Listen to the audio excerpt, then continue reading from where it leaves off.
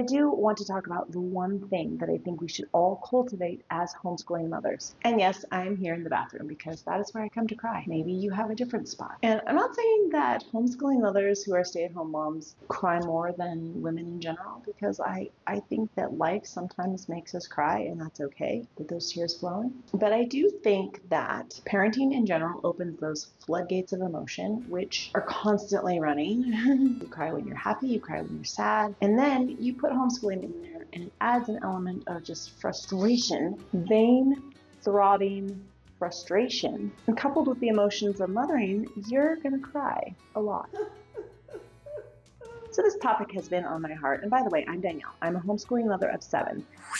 I do think that I am qualified to talk about this subject because frustration over homeschooling is something that I am very experienced with. I am a firm believer that you have to have your reason, that one abiding reason. That is why you determined to homeschool in the first place. It's why you thought homeschooling was a good idea in the very beginning. Now, if you do not hold on to that, and I'm talking about hold on to it tightly, the road ahead in homeschooling will shake you to your core, and then you will do, well, what we all do. We're all going to public school. I remember when I was a child and hearing my mother say, what if I just sent you to public school? And I remember, because I was older and she was saying it to one of my younger siblings, how I thought it was such a ridiculous thing to say because I knew she wasn't going to do that. My mother was more devoted to homeschooling than any mother. And then as a pretentious teenager, I thought I will never say that to my children. And then I started homeschooling. You are all going to public school. And I certainly said it to my children. I'm not proud of it. You know why? Because I certainly am never going to send them to public school. I am too committed to homeschooling. I am too committed to my one reason. But that doesn't mean I don't get up to here with brain-altering fog and frustration. And I do not pretend to have all the answers in this regard. I think that the two greatest dangers to us actually homeschooling well, continuing in our homeschool, and enjoying homeschooling is one being self-confidence. Because for most of us, we are not teachers. We haven't taught before. We do deal with a little bit of flack. We still get some eyebrows raised when people find out that we are homeschooling. So there is going to be a reoccurring self-confidence issue. Then, when you couple that with your kids not learning as well as you thought they should, or dealing with the various attitudes that you get because you are their moms, they are going to give you attitude beyond what they would probably give a stranger.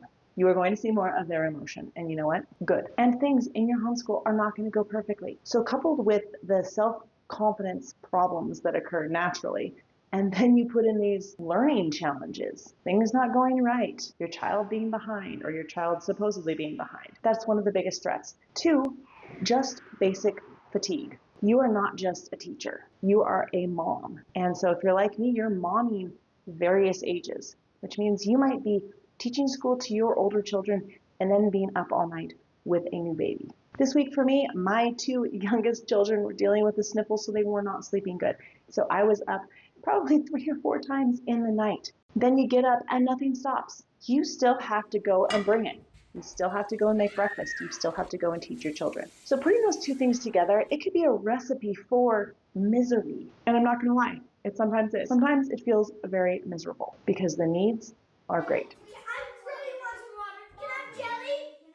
But remember, it's just a passing feeling. It doesn't last. And the feelings of being that one person to your children, the one they rely on, the one that they confide in, those are far surpassing. They supersede the feelings of misery in those hard moments. The skill to cultivate is this one thing. It is being able to change the trajectory of a moment, or maybe a lot of moments. The one superpower you have, well, you have many, but as a mom, teaching your own children, you know the things that set them off, and you know the signs and symptoms of them getting into these stubborn places where learning then becomes difficult. Now, I experience this almost on a daily basis, especially with a couple of my children who have a stubborn streak, and especially when things start getting hard in their studies. And if you are a little bit on the stubborn side yourself, which I am, and academics is not the only thing I am concerned with, I am concerned with character, sometimes it's easy to really dig in yourself and go for that head-to-head battle. Now, there might be times for those head-to-head battles where you have to communicate to your child that they need to stand down and they need to be responsive to your authority. But there are so many times where there's just a mutual frustration. Your child is frustrated because he's not comprehending a concept. She's not comprehending something, or it just seems too daunting. And this pervading idea in their head is that they can't do it. And it's so important in those moments. Instead of digging in yourself as a mom, change the trajectory of the moment. This is a skill. It does not come naturally to everybody. And sometimes you don't even know, you're tapped out. You don't even know what to do. And I actually recommend making a list of ideas for what you can do when the moment is getting heated.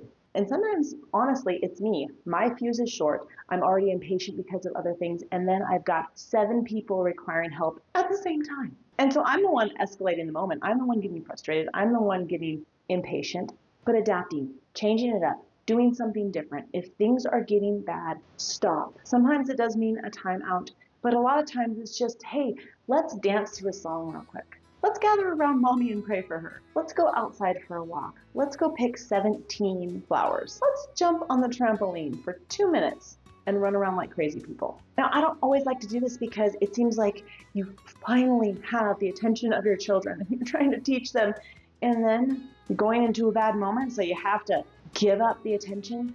No, that's not how it is, because oftentimes when you shock your kids and yourself out of a bad trajectory, the kids then respond with greater attention. But if you can bring intimacy of sharing something, of sharing a moment, if you can bring laughter, it will snap you out of a bad moment and into a better moment where your kids are then receptive to your teaching. I want to encourage you. Homeschooling is worth it. It is worth it every single day. And your kids are going to be fine, and they're going to learn, even if sometimes you take an hour off, or you take a day off, or you throw the bookwork aside and just embrace learning in a totally different way for one day. And the reason we homeschool our kids is so that we can share the moments with them, so that we can help as moms guard their heart when they are not old enough yet to guard their own. No one can mom your kids like you.